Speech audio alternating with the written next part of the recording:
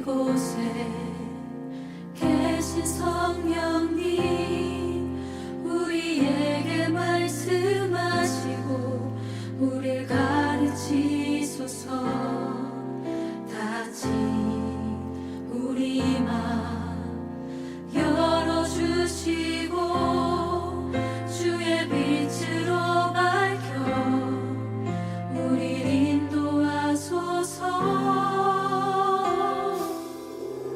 오늘 이곳에 계신 성령님, 우리에게 말씀하시고 우리가 사도신경 하시겠습니다. 나는 전능하신 아버지 하나님, 천지의 창조주를 믿습니다. 나는 그의 유일하신 아들, 우리 주 예수 그리스도를 믿습니다. 그는 성령으로 잉태되어 동정녀 마리아에게서 나시고 본디오 빌라도에게 고난을 받아 십자가에 못 박혀 죽으시고 장사된 지 사흘 만에 죽은 자 가운데서 다시 살아나셨으며 하늘에 오르시어 전능하신 아버지 하나님 우편에 앉아 계시다가 거기로부터 살아있는 자와 죽은 자를 심판하러 오십니다. 나는 성령을 믿으며 거룩한 공교회와 성도의 교제와 죄를 용서받는 것과 몸의 부활과 영생을 믿습니다. 아멘.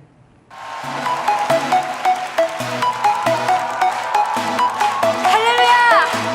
여러분, 우리 신나게 찬양합시다!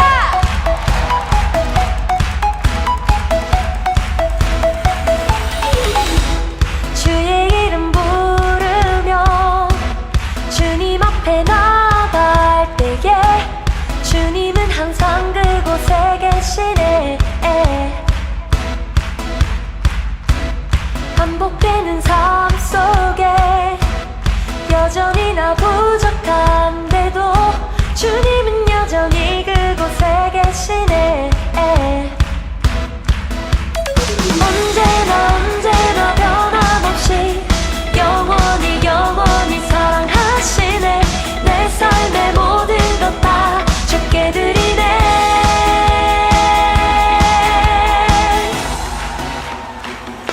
You still love me.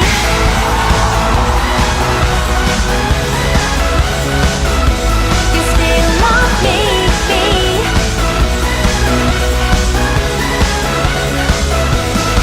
주님의 사랑은 멈추지 않네. 한결같네. 주님의 사랑이 나를 채우네. 영원토록. 와.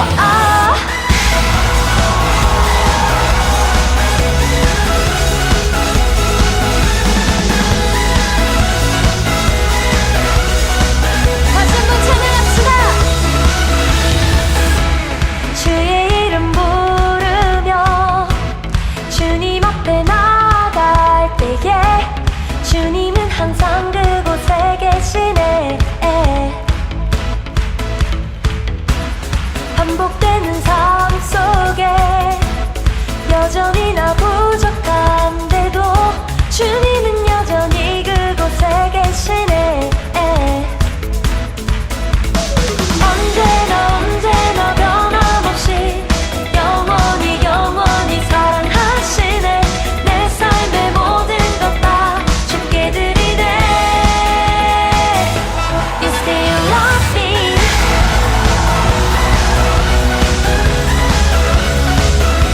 You still love me.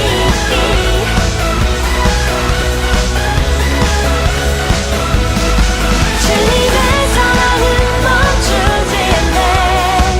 한결같네. 주님의 사랑이 나를 채우네.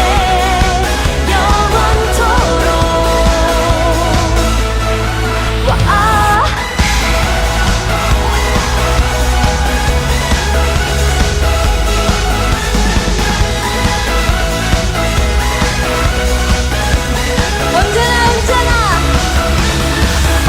언제나 변함없이 영원히 사랑하시네. 내 삶의 모든 것 다 주께 드리네. 언제나 변함없이 영원히 사랑하시네. 내 삶의 모든 것 다 주께 드리네.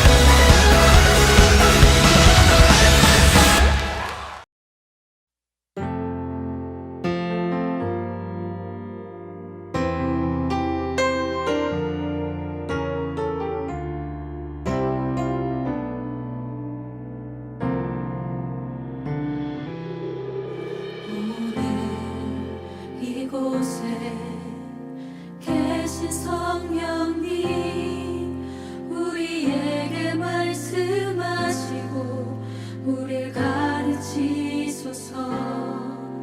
다시 우리 맘 열어주시고 주의 빛으로 밝혀 우릴 인도하소서.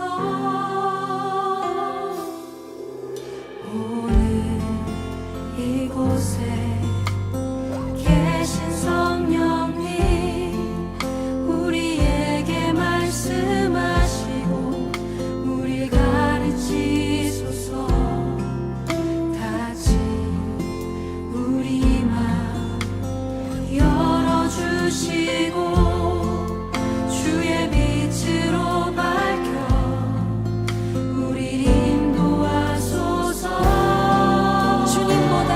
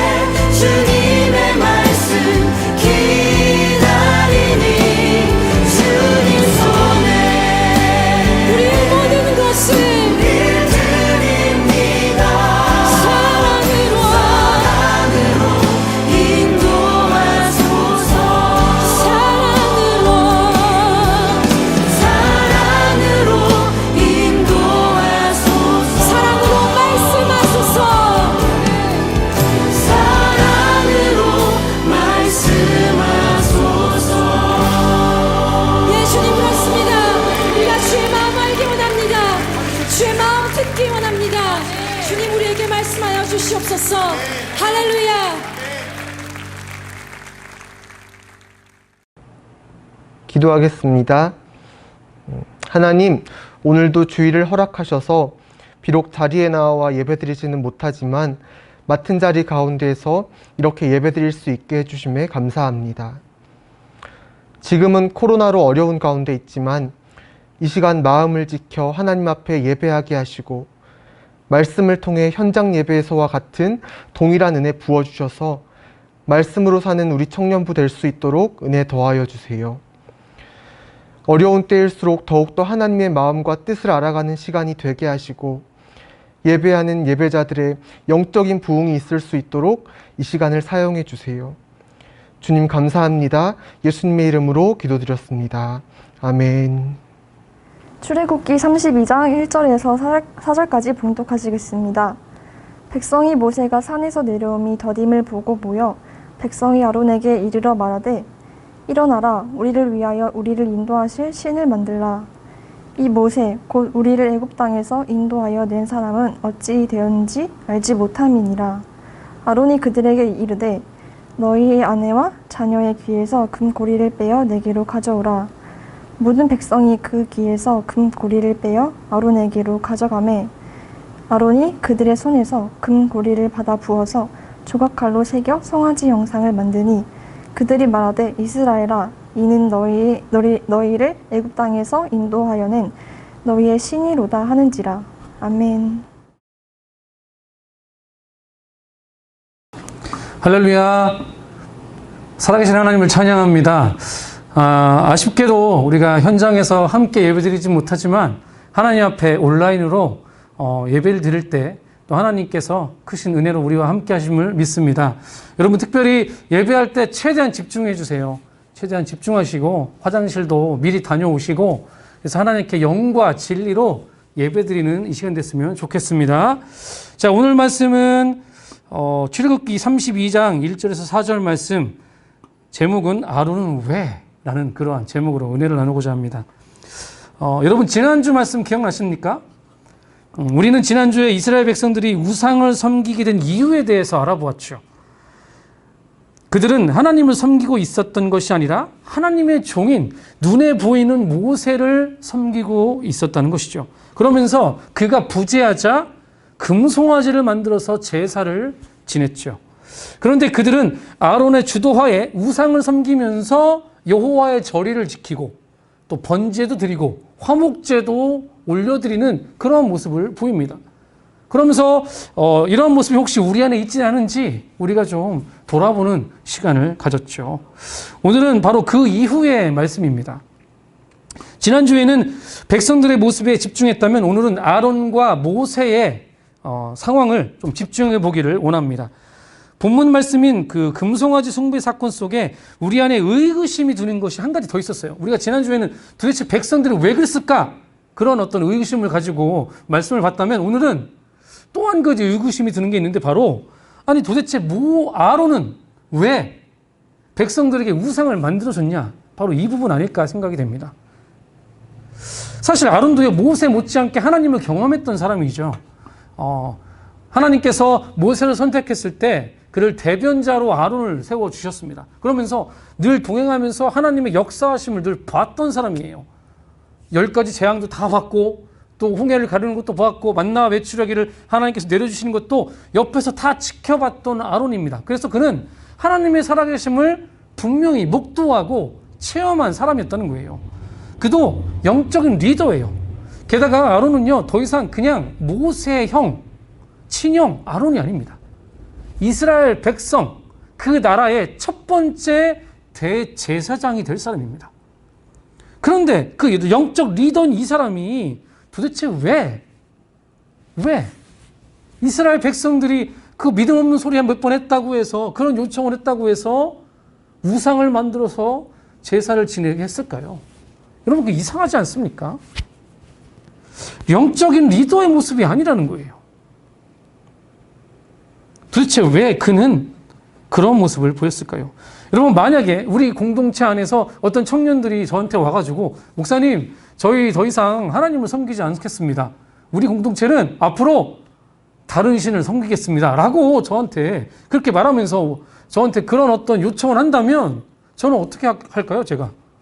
저는 당연히 그게 무슨 말도 안 되는 뚱땅지 같은 소리냐 그러면서 아마 그들을 꾸짖고 그리고 10시간에서 24시간 잡아놓고 저는 아마 단둘이서 무섭게 정신교육을 시키든지 아니면 그런 신앙교육을 시키지 않았을까 생각이 듭니다. 아니, 당연히 그래야 되는 거 아닌가요? 그런데 아론은 그렇지 않았다는 것이죠. 크게 영적인 리더의 모습이 맞나? 라는 의심이 든다는 것입니다. 도대체 왜 아론은 그렇게 행동을 했었던 것일까요? 우리 다시 한번 성경을 살펴보겠습니다. 자, 우리 본문 1절을 말씀을 볼까요? 함께 보겠습니다. 시작. 백성이 모세가 산에서 내려오미 더딤을 보고 모여 백성이 아론에게 이르러 말하되 일어나라 우리를 위하여 우리를 인도할 신을 만들라 이 모세 곧 우리를 애굽 땅에서 인도하여 낸 사람은 어찌 되었는지 알지 못함이니라. 아멘. 자, 여기 보면은 백성이 모세가 산에서 내려오미 더딤을 보고 모여라고 말씀하고 있어요. 자, 더딤을 보고 모였다는 거예요. 이 모였다는 말이 뭐냐면 여러분 만약에 한두 명이 모였다면 한두 명이 와서 요청을 했다면 이렇게 그냥 모여라는 말을 쓰지 않았을 겁니다. 이 모였다는 것은 좀 꽤 많은 인원들이 모여서 아론에게 찾아왔다는 의미이지 않겠습니까? 그리고 이후에 하나님께서 이들이 금송아지 숭배하는 것을 보시고 3,000명을 죽이세요. 그러니까 3,000명을 죽였다는 의미는 뭘까요?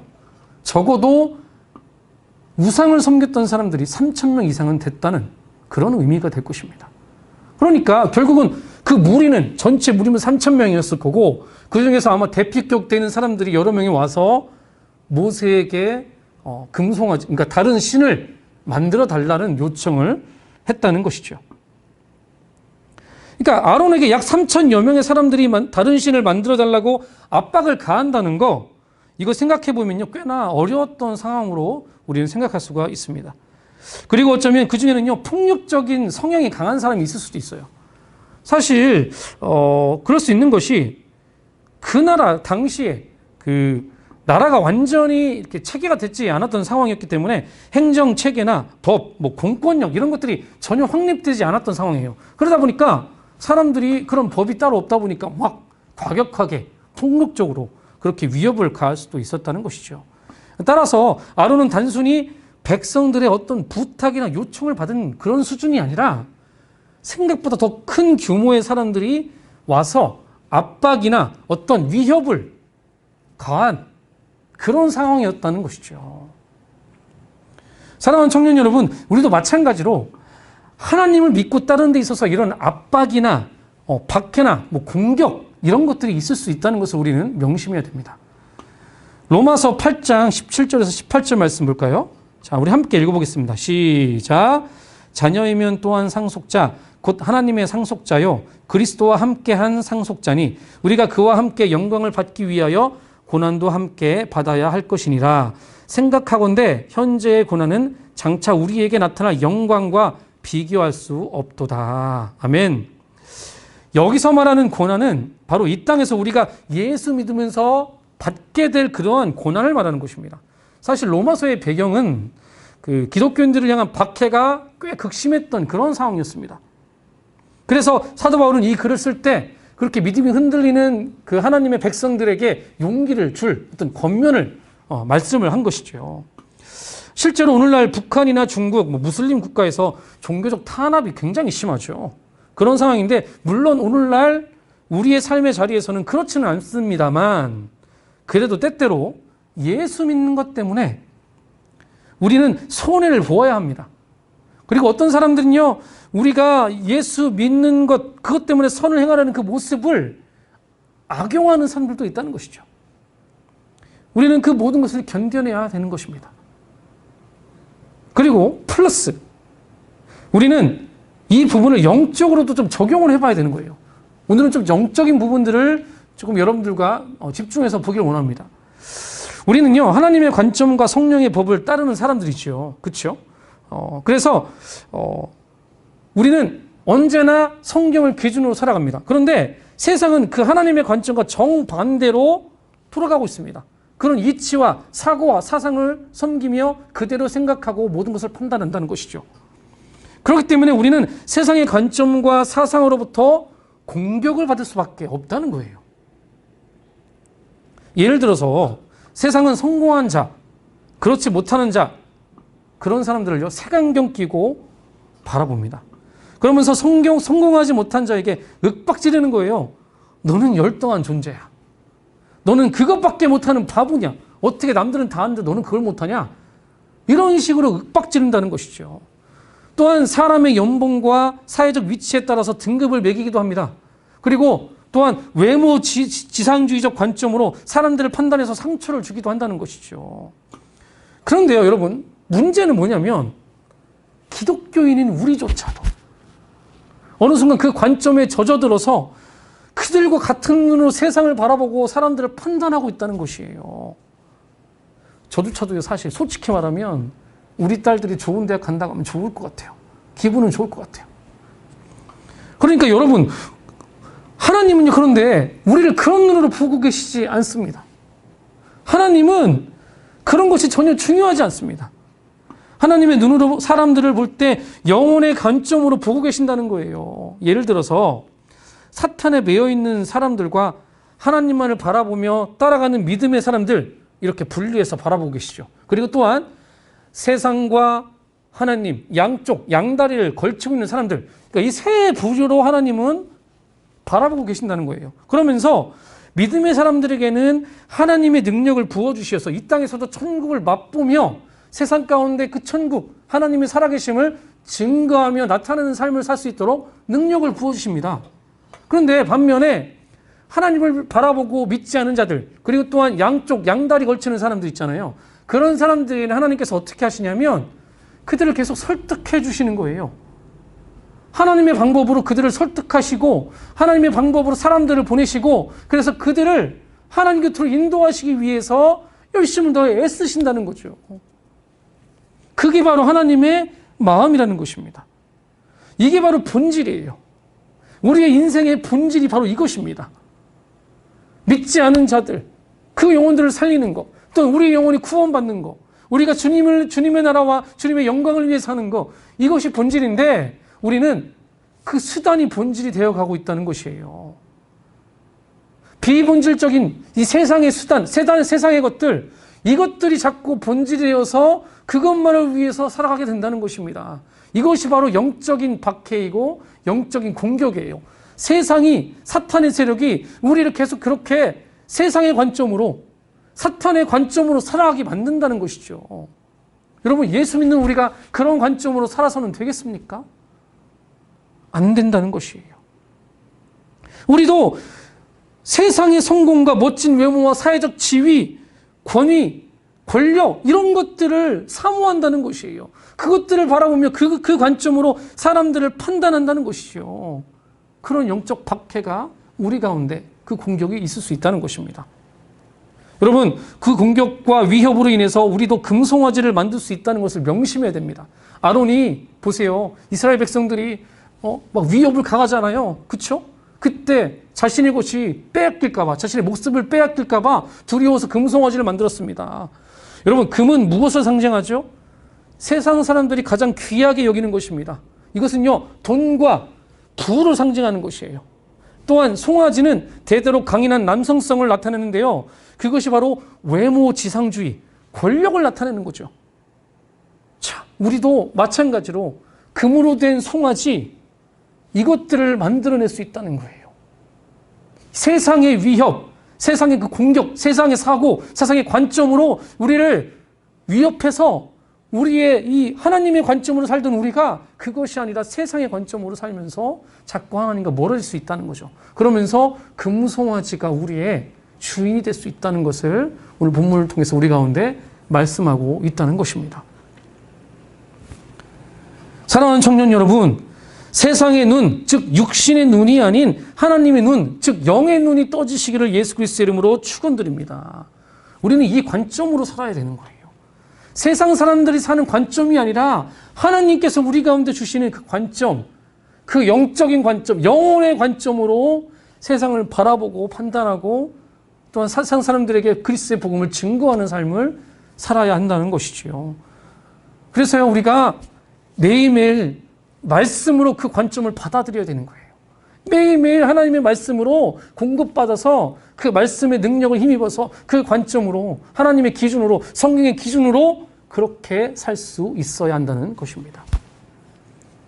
그렇게 말씀으로 늘 승리하시는 저와 사랑하는 우리 청년들 다 되시기를 예수 그리스도의 이름으로 축원드립니다. 아멘. 자, 그러면 이제 백성들이 그렇게 압박을 가했을 때 아론이 행한 일은 무엇인가 우리 한번 보기를 원합니다. 본문 2절을 한번 보겠습니다. 시작. 아론이 그들에게 이르되 너희의 아내와 자녀의 귀에서 금고리를 빼어 내게로 가져오라. 너희의 아내와 자녀의 귀에서 금고리를 빼어 가져오라라고 명합니다. 여기서요, 어떤 학자가 좀 특이한 추론을 이렇게 얘기하더라고요. 한번 들어보세요. 일단 이 추론을 좀 말씀을 드리기 위해서는 출애굽기 12장 35절 36절을 함께 봐야 됩니다. 한번 볼까요? 시작. 이스라엘 자손이 모세의 말대로 하여 애굽 사람에게 은금, 패물과 의복을 구하매 여호와께서 애굽 사람들에게 이스라엘 백성에게 은혜를 입히게 하사 그들이 구하는 대로 주게 하심으로 그들이 애굽 사람의 물품을 취하였더라. 아멘. 이 말씀처럼 이스라엘 백성들이요, 이집트에서 나올 때 애굽 사람들에게 은금, 패물과 의복을 구했다고 나오고 있습니다. 여호와께서 인도하심으로 애굽 사람들의 물품을 취할 수 있게 되었어요.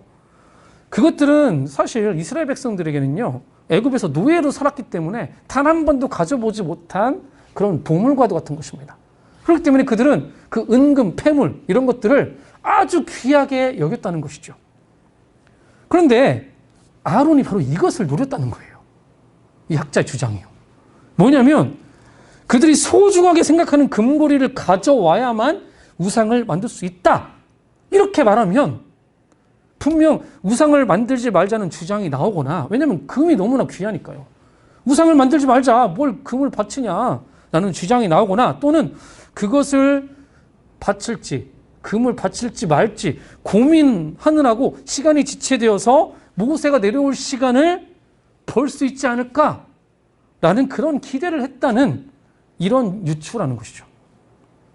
이것이 사실 어느 정도 일리가 있는 말이요. 여러분 생각해 보세요. 금송아지, 그러니까 송아지 그 우상을 만드는데 재료를 금으로 사용했다고 얘기하고 있어요. 그런데 이 금으로 재료를 택한 것은 백성들이 아닙니다. 아론이 선택한 거예요. 그런데 여러분, 하나님의 그 영적 리더인 이 사람이, 아니 저기 우상 따위를 만드는데 금을 사용합니까? 이거 이상하지 않습니까? 아니 왜 금을 사용해요? 저 같으면 제가 그렇게 사람들의 어떤 위협에 수세에 몰려서 만약에 그 우상을 만들 상황이 되면 저는 아마 나무 쪼가리 하나 가져와가지고 깎았을 거예요, 대충. 그런데 금 쪼가리를, 금을 재료로 사용해서 이걸 만든다는 게 여러분 말이 안 됩니다. 그렇지 않습니까? 굳이 그럴 필요가 있나요? 그리고 대충 나무 같은 걸로 만들어야 모세가 내려오면 바로 이거를 잘라버리거나 부셔버릴 수 있잖아요, 나무면. 그런데 금은 얼마나 튼튼한지요. 그리고 변하지도 않아요. 그러니까 한낱 우상 따위를 만드는데 하나님의 영적 리더가 금으로 우상을 만들어요? 정성스럽게? 이게 말이 안 된다는 것이죠. 즉 아론은 백성들에게 재료로 금을 가져오라고 함으로써 그들이 귀한 금을 내는 것을 망설이게 하거나 아니면 반대하기를 바랬던 것이에요. 이러한 바로 주장입니다. 여러분, 어느 정도 일리 있는 추론 아닙니까? 그렇죠? 물론 확증할 수는 없지만, 그렇죠? 명확한 증거는 없으니까요. 그러나 아론이 그런 의도로 아론이 금을 가져오라고 백성들에게 했을지라도 결국 백성들이 모세가 오기 전에 금을 모아서 가져오고 아론은 손수 금송아지를 만들어졌다는 것, 이게 사실 문제라는 것이에요. 그렇다 하더라도 손수 금송아지를 만들어서 그들에게 우상을 섬길 수 있는 그런 기회를 줬다는 것, 이게 문제 아니겠습니까? 여러분, 그 아론의 행동을 통해서 이스라엘 많은 사람들이요, 우상을 섬겼어요. 실제로 섬겼고 그로 인해서 하나님께 불순종하고 범죄했다는 것이 문제라는 것이에요. 아론이 여러분 이렇게 우상을 만들었을 때 결국 하나님께서 어떻게 행하셨죠? 이스라엘 백성들 3,000명을 다 죽이셨습니다. 결국 믿음 없는 연약한 아론, 이 영적 리더 때문에 수없이 많은 사람들이 죽임을 당했다는 것입니다. 아론에게는 하나님을 향한 확신이 거기까지였던 거예요. 하나님을 향한 믿음이 거기까지였던 거예요. 자신의 신변이 위태롭고 생명에 위협이 가해지는 것보다 차라리 저들에게 송아지를 만들어주는 것이 낫겠다. 일단 내 목숨부터 살려보자. 어떤 그런 마음 아니었겠습니까? 거기까지였던 것이죠. 그 연약한 믿음으로 통해서 3,000명의 사람들이 죽임을 당했습니다. 여러분, 그러면 어떻게 했어야 됐습니까? 아론은 어떻게 했어야 맞는 거죠? 그러면 여러분, 모세라면 어떻게 했을까요? 모세. 일단 모세가 이전에 이스라엘 백성들에게 행한 것들을 살펴보면 알 수 있겠죠. 그 이스라엘 백성들이요, 출애굽한 다음에 광야에 들었을 때 물이 없었어요. 그래서 물 달라고 막 원망하고 불평할 때, 그때 그 모세는 어떻게 했냐면 절대로 백성들에게 휘둘리지 않았어요. 하나님께 기도하면서 뭐라 했냐면 자초지종을 설명을 해드리는 거죠. 하나님, 물이 없어서 이들이 이럽니다. 그러면서 주님께 구하는 거예요. 하나님께 구하는 거죠. 그러면서 마라의 쓴물을 단물로 바꿔주시는 하나님의 역사가 있었잖아요. 그런 것처럼 아론도 마찬가지죠. 백성들이 우리를 위해서 신을 만들어내라라고 말했다면 오히려 백성들에게, 야, 그동안 우리를 인도한 분이 모세가 아니다. 모세가 아니라 여호와 하나님이다. 그분이 하신 거다. 너희들 잠깐만 기다려봐라. 내가 정말 그분께 기도해보겠다. 그분께 구해보겠다. 만약에 저 같으면 응답이 막 하루 이틀 없어요. 그러면 아마 금식이라도 했을 겁니다. 금식하면서 하나님 응답을 달라고. 아니면 저 같으면은 신의 산에 올라갔을 거예요. 올라가서 모세라도 데리고 왔을지도 몰라요. 아니, 뭔가 그런 어떤 좀 타협하지 않는 모습, 그래서 하나님께 간절히 구하는 모습이 있어야 되는 거 아니겠습니까? 그래야 되는 건데, 이건 뭐 자기가 위험할 것 같으니까 두려워가지고 그냥 금송아지를 만들어줘요? 이게 참 아쉬운 부분이라는 것이죠.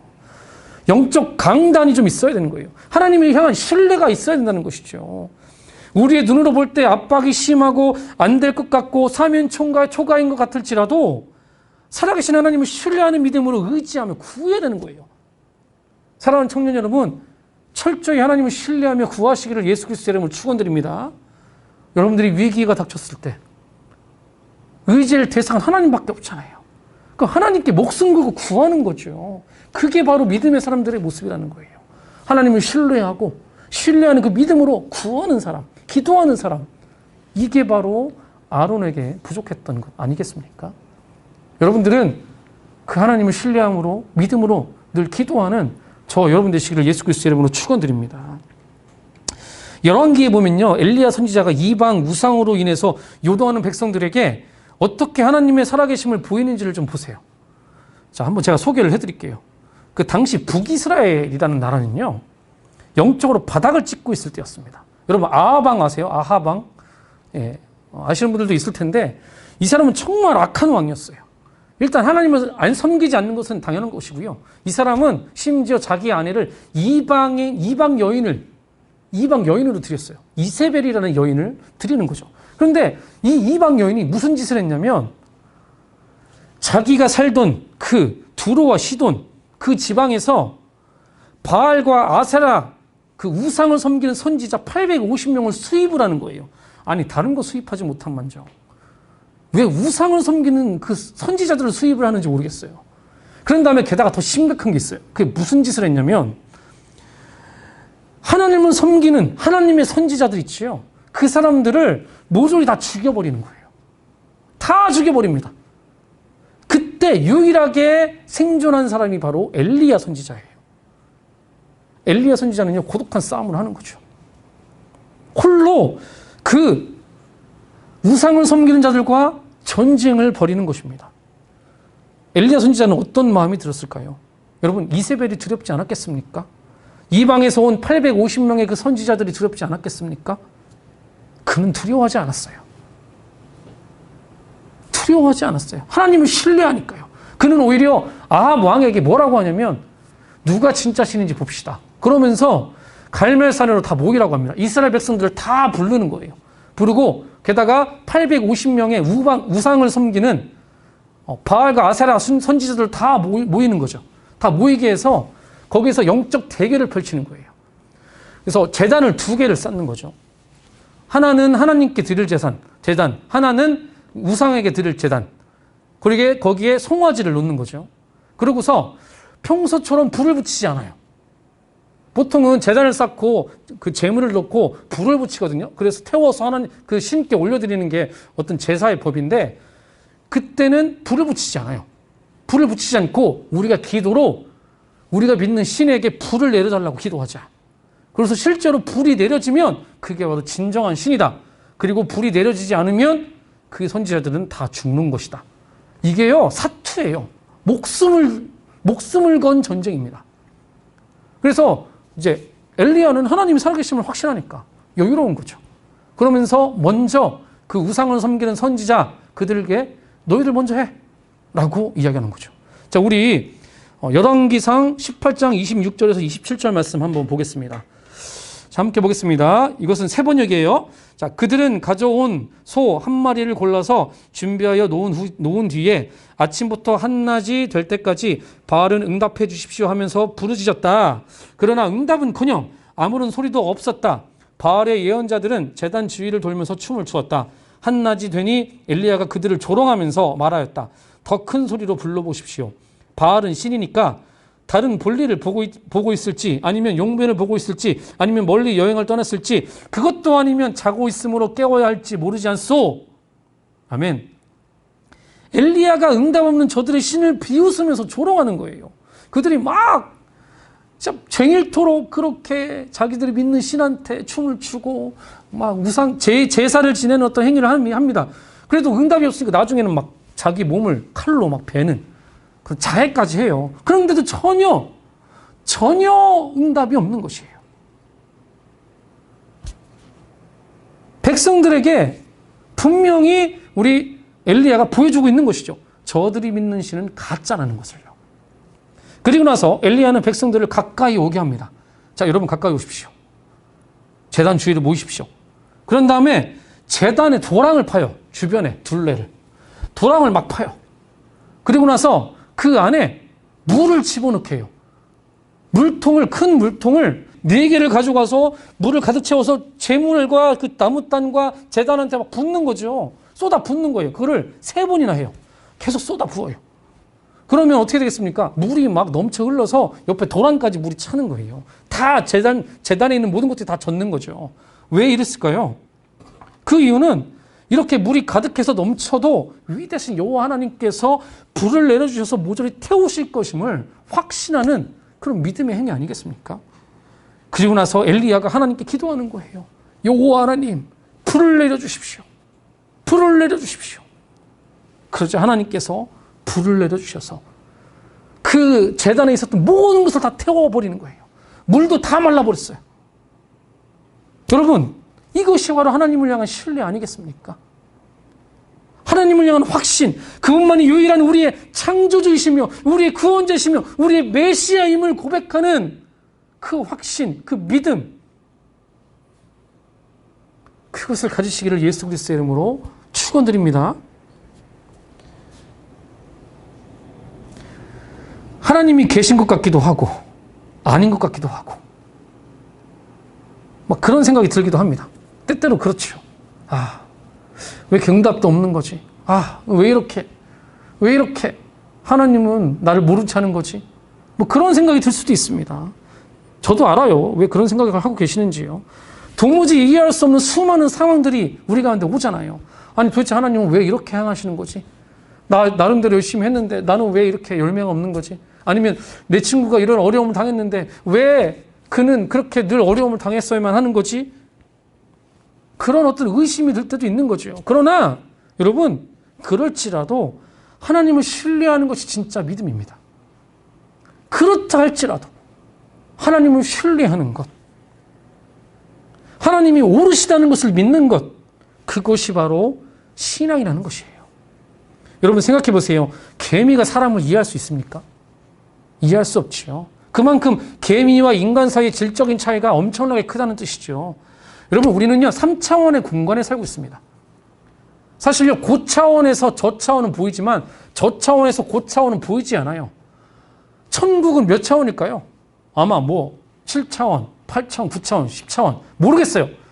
어쨌든 우리보다 훨씬 고차원이겠죠. 그러니까 천국에서는 우리가 다 보일 거예요. 그러나 우리는 천국이 보이지 않고 또 그 고차원적인 그 나라에서 계셨던 하나님이 우리 가운데 찾아와 주셔서 우리를 구원하시려고 육신의 몸으로 오신 거잖아요. 그렇죠? 그러다 보니까 그 천국에서 행하셨던 고차원적인 역사들이 그 기적 같은 것들이 자꾸 일어나는 것이죠. 그렇죠? 그러니까 우리는 저 차원에 있는 사람들로서 어떻게 그 하나님을 이해할 수 있겠습니까? 그 하나님의 뜻을 어떻게 다 우리가 알 수가 있겠냐 이 말이에요. 정말 근데 이것이 은혜라는 것이죠. 하나님께서 우리 가운데 고차원에 계신 분이 우리의 이 3차원의 시간을 뚫고 이 땅에 오셔서 우리를 구원하러 오셨다는 거죠. 그리고 우리에게는 영혼의 관점을 열어주신다는 거예요.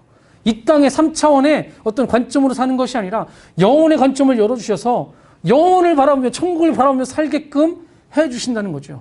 그것이 바로 예수 믿는 사람들의 믿음이라는 것입니다. 우리 눈이 열려서 믿음으로 천국을 바라보며 살아가는 것, 그것이 바로 믿음이라는 것이죠. 그래서 우리는요 도저히 우리의 생각으로 이해하지 못할지라도, 우리의 생각으로 그것이 납득이 되지 않을지라도 하나님을 신뢰하는 것입니다. 말씀을 정리하겠습니다. 오늘은 두 가지 포인트가 있죠. 두 가지 메시지가 있습니다. 첫 번째로는 세상은 우리 안에 하나님의 관점을 흔들고 방해하죠. 따라서 늘 우리가 말씀으로 세상의 관점대로 사는 것이 아니라 하나님의 관점대로 그 말씀으로 사시는 저 여러분 되기를 간절히 소망합니다.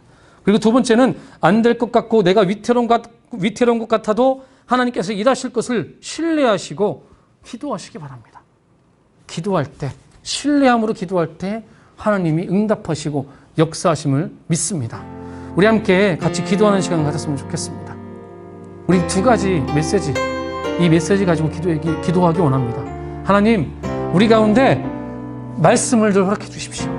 우리가 지금 큐티하고 있는데 매일매일 우리 가운데 허락하신 그 말씀을 공급받아서 하나님, 세상의 관점이 아닌 하나님의 관점으로, 영혼의 관점으로 이 세상을 살 수 있도록 도와달라고 기도하시고, 두 번째로 하나님 어떤 상황 속에서도 하나님을 신뢰하는 믿음으로 하나님께 기도하며 나가는 우리가 될 수 있도록 도와달라고, 우리 이 시간에 주여 한번 외치고 통성으로 기도하며 나가겠습니다. 주여, 아버지 하나님 감사드립니다. 하나님, 주의 성령으로 우리와 함께 해주심을 감사드립니다. 하나님, 우리가 비록 온라인으로 예배를 드릴지라도 이 시간에 우리에게 하나님의 말씀으로 하나님 우리 가운데 함께 해주심을 감사드립니다.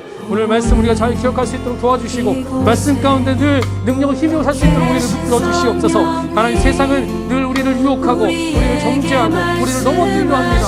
우리가 가지고 있었던 영혼의 관점을 자꾸 흔들어서 세상의 관점으로 세상 사람들을 보고 판단하고 우리도 그들처럼 죽음의 생각으로 가게 하는 그런 역사가 있습니다. 주여, 우리의 마음과 생각을 붙들어 주시고 우리가 주님으로 새롭게 하나님을 새로운 관점으로, 하나님의 관점으로 바라보며 이 세상을 바라보며 살아갈 수 있도록 우리를 붙들어 주시옵소서. 또 하나님, 안 될 것 같고 내가 위태로운 것 같아도 하나님께서 일하심을 신뢰하고 하나님 그 하나님께 기도하며 나가는 우리가 될 수 있도록 주님 인도하여 주시옵소서. 하나님, 그리 아니하실지라도 하나님 언제나 늘 하나님을 신뢰하는 우리 모든 청년들 다 될 수 있도록 하나님께서 함께하여 주시옵소서. 주님께 맡깁니다. 주여, 역사해 주시옵소서. 하나님 감사합니다. 오늘 말씀을 통하여서 우리 안에 있었던 세상의 관점들을 바꿔주심을 감사드립니다. 세상은 세상의 성공, 또한 권력, 외모 지상주의, 이런 것들을 관점으로 사람들을 판단합니다. 그 관점으로 사람들의 윽박지르고 사람들에게 상처를 줍니다. 하나님, 하나님을 믿는 백성들이 똑같은 관점으로 그렇게 세상을 판단하고 사람들을 판단하면 되겠습니까? 주님, 세상이 우리를 그렇게 공격할지라도, 그런 관점을 우리에게 강요할지라도 우리는 성경을 기준으로, 하나님 말씀을 기준으로, 하나님의 관점으로, 영혼의 관점으로 세상을 변화시키는 그리고 그들을 하나님 곁으로 인도할 수 있는 우리 모두가 될 수 있도록 주님 우리를 붙들어 주시옵소서. 그러기 위해서 우리 계속해서 매일매일 하나님 말씀을 묵상하기 원합니다. 그 말씀을 공급받아서 이기고 승리하는 우리가 될 수 있도록 인도하여 주시옵소서. 또한 하나님 간절히 바랍니다. 하나님, 안 될 것 같은 상황, 위태한 상황, 하나님 그런 상황일지라도 우리의 머리로 이해가 되지 않은 상황일지라도 철저히 하나님을 신뢰하는 우리가 될 수 있도록 인도하여 주시옵소서. 신뢰하고 그 믿음으로 주님께 간구할 때 하나님께서 우리의 기도를 응답하시고 하나님의 선한 방향으로 선한 길로 인도하실 줄 믿습니다. 주여 인도하여 주시옵소서. 모든 것 주님께 감사드리며 예수 그리스도의 이름으로 기도합니다. 아멘. 아멘. 할렐루야. 여러분 열심히 예배 드리셨죠? 여러분 많이 보고 싶습니다. 우리가 한 2주 동안에 계속해서 이렇게 온라인 예배를 드리기로 일단 정부가 그렇게 지침을 내렸는데 더 길어질 수도 있죠. 그렇다 하더라도 여러분의 각자 삶의 자리에서 하나님께 최선을 다해서 예배를 드리셨으면 좋겠습니다. 자, 예물은요, 여러분 그 온라인으로 이체해 주시면 감사하겠습니다. 예. 자, 한 주 동안 여러분 또 승리하십시오. 기도하시겠습니다. 하나님 아버지, 오늘 저희들 이렇게 온라인으로 주님께 예배를 올려드립니다. 하나님, 이 예배가 하나님이 기뻐하시는 영과 진리로 드리는 예배가 되게 해주시고, 또한 이 예배가 하나님께 의의 산 제사로 올려드리는 아름다운 향기로운 예배 될 수 있도록 주님께서 인도하여 주시옵소서. 하나님 앞에 나와서 예배드리기를 간절히 소망합니다. 상황이 어려워서 주님의 성전에서 함께 형제 자매들과 함께 예배하지 못한 상황에 있을지라도 주님, 우리의 마음을 주님께 올려드리오니 주님께서 받아주시고 하나님께서 이 상황을 코로나19를 주님 소멸시켜 주셔서 우리가 다시 모여서 하나님을 예배하는 기쁨을 누릴 수 있도록 인도하여 주시옵소서. 아버지 하나님, 또한 저희들 하나님께 예물도 올려드립니다. 주님, 우리의 예물을 받아주십시오. 이 예물을 통하여 하나님의 기쁨이 되기 원하고, 또한 하나님의 나라가 확장되고 죽어가는 영혼들이 살아나고 하나님의 귀한 일에 쓰임받을 수 있도록 주님께서 인도하여 주시옵소서. 아버지 하나님, 또한 간절히 바라는 것은 우리가 오늘 들은 말씀 가지고 한 주를 살기를 원합니다. 우리가 어떤 상황에서도 늘 하나님을 신뢰하며 또한 세상이 우리를 아무리 미혹할지라도 그 말씀으로 이기고 승리하는 하나님의 귀한 백성을 받을 수 있도록 우리를 축복해 주시고, 또한 우리 사랑하는 청년들이 하는 모든 일 가운데도 하나님께서 함께 해주시길 간절히 원합니다. 학업과 직장과 사업과 그들의 계획과 비전 위에 하나님이 만복으로 채워주시고 함께하여 주시옵소서. 이제는 우리를 위해서 이 땅에 오신 예수 그리스도의 크신 은혜와 하나님 아버지의 극진하신 사랑하심과 성령님의 인도 보호 교통하심이 하나님의 백성으로서 주님 말씀과 기도로 승리하기를 간절히 소망하는 사랑하는 주의 청년들 머리 위에 이제로부터 영원토록 함께해 주시기를 간절히 축원하옵나이다. 아멘.